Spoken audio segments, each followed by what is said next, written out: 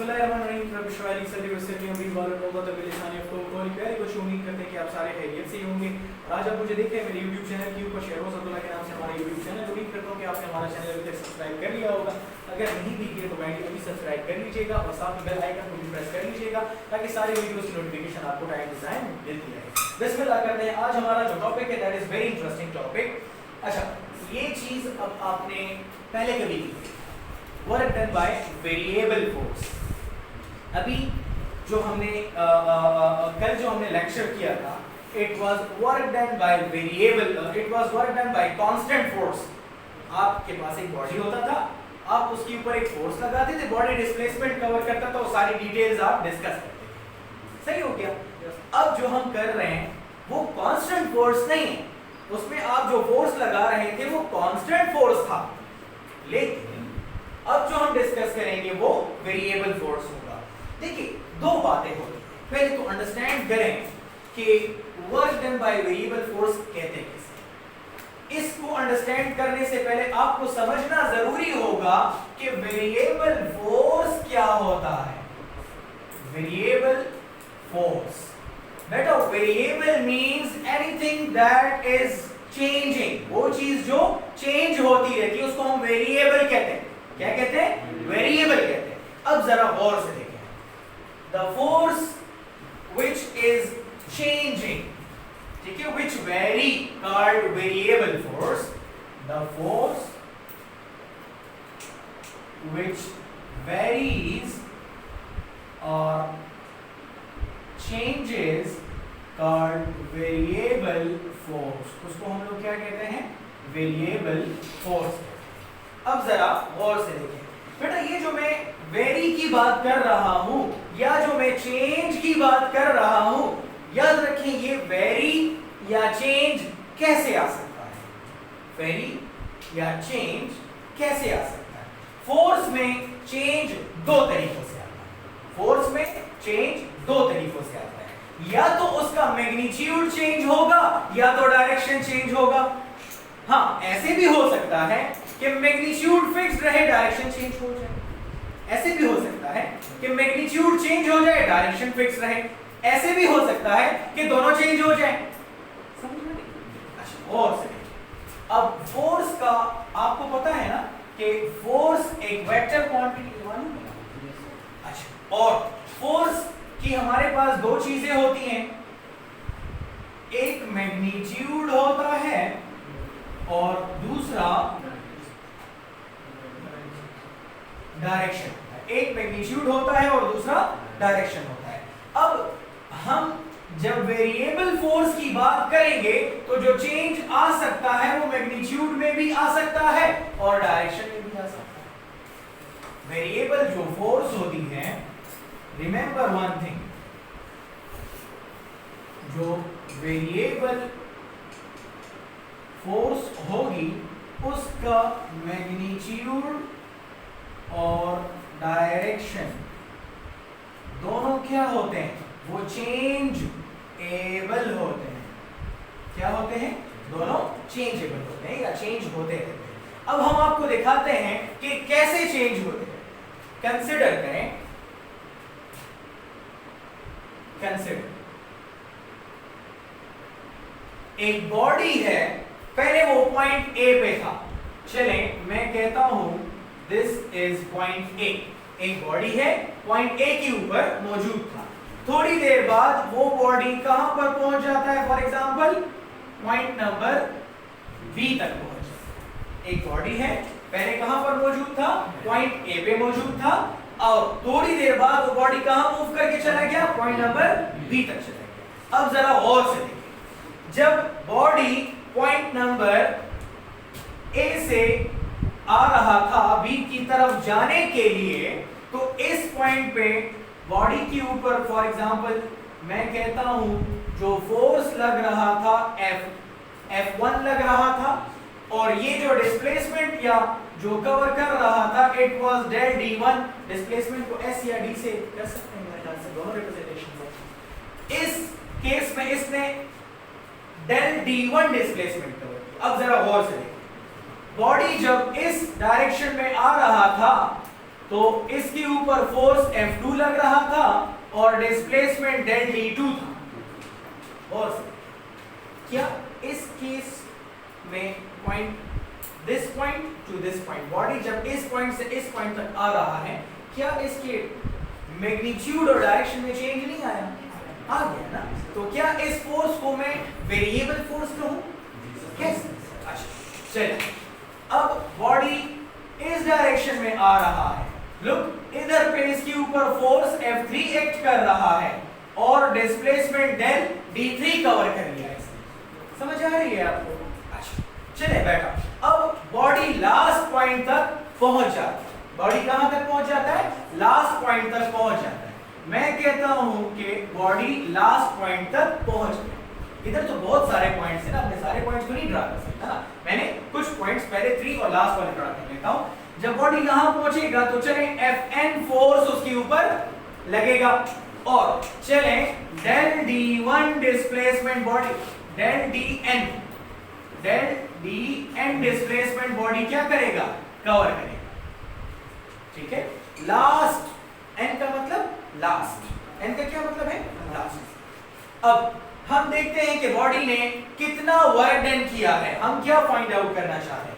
हम ये देखते हैं कि बॉडी ने इस पूरे प्रोसेस में वर्क डन कितना किया, how much work is done by the body. याद रखें, अभी हम क्या फाइंड कर रहे हैं? Finding total work done by the variable force, work done by variable force. Variable force की वजह से कितना वर्क डन बॉडी के ऊपर हुआ है, अब हम वो फाइंड आउट करेंगे। देखिए, आपको पता है कि जो टोटल वर्क डन होता है, टोटल वर्क डन होगा, वो वर्क डन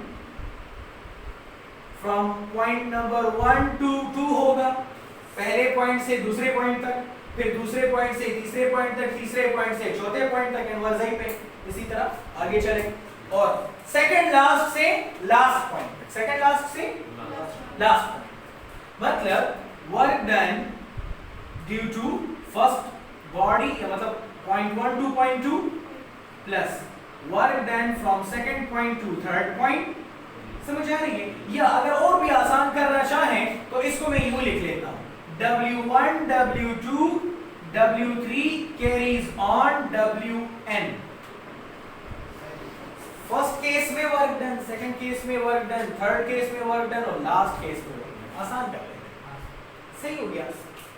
यहां पर जो वर्क डन हो रहा है वो W1 है, यहां पर जो वर्क डन होगा W2, यहां पर जो वर्क डन होगा W3, यहां पर जो वर्क डन होगा वो Wn। सही कह रहा हूं ना? चलिए, हमें मालूम है कि W1 इक्वल होगा F1 डॉट डेल D1 के। आप सोच रहे होंगे मैंने डेल क्यों लगाया है? क्योंकि हर केस में डिस्प्लेसमेंट क्या हो रहा है?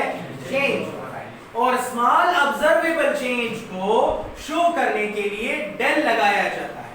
डेल का मतलब, अक्सर बच्चे कहते चेंज और चेंज और चीखें मार रहे होते हैं, चेंज तो है, पूरी बात करें ना, स्मॉल ऑब्जर्वेबल चेंज है। समझ आ रही है आपको? अच्छा चलिए, W2 की तरफ चलते हैं। ये हो जाएगा F2 डेल D2 प्लस ये हो जाएगा F3 del D3 plus carries on Fn del Dn। सही कह रहा हूं?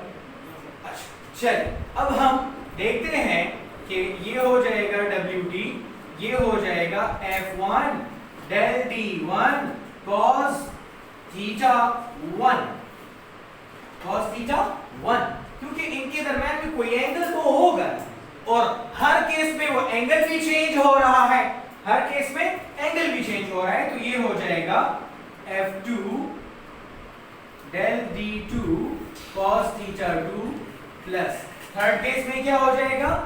F3 del D3 cos theta 3 plus carries on, last case में क्या हो जाएगा? Fn del Dn cos theta n। सही कह रहा हूं यहां तक, कोई मसला तो नहीं है ना। अब जरा गौर से देखिए बेटा, ये तो मैंने समेशन फॉर्म में लिखा है, ये तो मैंने सबको सम करके लिखा है। आइए मैं इसका जनरलाइज्ड फॉर्म लिखता हूं। कौन सा फॉर्म लिखता हूं? जनरलाइज्ड फॉर्म में अब उसके लिए लिखता हूं। अब जरा देखते हैं कि वो कैसे लिखेंगे, ठीक है। Expressing in generalized form,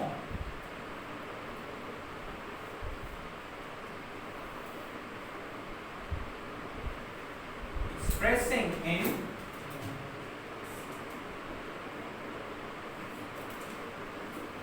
generalized form. Generalized form में हम इसको कैसे लिखेंगे, जरा गौर से देखें। इसको हम यूं लिख सकते हैं जनरलाइज्ड फॉर्म में। हम कहेंगे कि जो टोटल वर्क डन है वो sigma F I del B I cos theta I. I start from 1 to n। बाज लोग स्मॉल n लिखते हैं, बाज लोग कैपिटल n लिखते हैं, एक ही बात है। n लास्ट वैल्यू को शो करता है, आपकी मर्जी n स्मॉल लेते हैं या कैपिटल लेते हैं, कोई फर्क नहीं पड़ता। बेटा यहाँ पर हमने क्या किया, ये जो सारी टर्म्स नजर आ रही हैं इसको मैंने जनरलाइज्ड फॉर्म में क्या कर दिया, शो कर दिया। जनरलाइज्ड फॉर्म में क्या कर दिया, शो कर दिया। अब आप सोच रहे हो कि मैंने क्या लिखा है, गौर से देखिए। Here ये जो आपको वर्ड नजर आ रहा है, रीड एज सिग्मा। क्या कहा जाता है इसको, सिग्मा कहा जाता है। क्या कहा जाता है, सिग्मा कहा जाता है। और कार्ड समेशन, ये समेशन के लिए यूज होता है, प्लस करने के लिए यूज होता है, एडिशन करने के लिए यूज होता है, चीजों को ऐड अप करने के लिए यूज होता है। सही हो गया। अच्छा, अब इस फॉर्मूले में इसको पढ़ते कैसे, I start from 1 to n। कैसे पढ़ते, sigma I start from 1 to n, और ये साथ में फॉर्मूला है। यहां पर भी I, यहां पर भी I और यहां पर भी I। चलिए, इसका मतलब क्या है, इसका मतलब ये है कि इस फॉर्मूले में मैं अगर I की जगह 1 पुट करूंगा तो पहला टर्म आ जाएगा।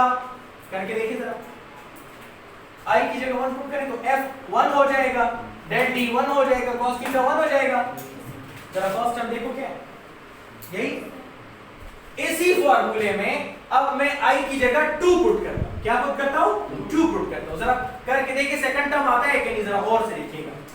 I की जगह 2 पुट करो तो ये क्या हो जाएगा, F2 del D2 cos theta 2। क्या यही हमारा सेकंड टर्म है? चलिए थर्ड टर्म की तरफ से इसी फॉर्मूले में आप क्या कर ले, 3 पुट कर ले I की जगह, F3 del D3 cos theta 3। सही हो गया। जरा थर्ड टर्म को देखिए, आता है। अगर लास्ट पुट कर लो तो Fn del Dn cos theta n हो जाएगा। क्या ये हमारा लास्ट टर्म? मतलब ये है कि बेटा ये जो मैंने आपको मैथमेटिकल फॉर्म लिखाया, ये मैथमेटिकल फॉर्म जनरलाइज्ड फॉर्म है या समेशन फॉर्म है। इसकी मदद से आप बड़ी आसानी से क्या कर सकते हैं, आप बड़ी आसानी से किसी भी एक्टिविटी में जो टोटल वर्क डन हुआ है उसको आप फाइंड आउट कर सकते हैं एक जनरलाइज्ड फॉर्मूले के जरिए। सही हो गया। सो आज का जो हमारा लेक्चर था, it was about work done by variable force. किस बारे में था, work done by variable force के, वेरिएबल फोर्स जो है किस तरह से वर्क डन कर लेता है। पहले तो आप अंडरस्टैंड करेंगे कि वेरिएबल फोर्स क्या होता है। फिर मैंने बताया कि फोर्स के मैग्नीट्यूड और डायरेक्शन होता है, चेंज दोनों में आ सकता है, एट अ टाइम एक में भी आ सकता है। फिर मैंने एक एग्जांपल कंसीडर की, एक बॉडी की, और फिर मैंने टोटल वर्क डन फाइंड किया और लास्ट में मैंने उसको जनरलाइज्ड फॉर्म से एक्सप्रेस कर दिया। This was all about today's lecture. Hope you have enjoyed it.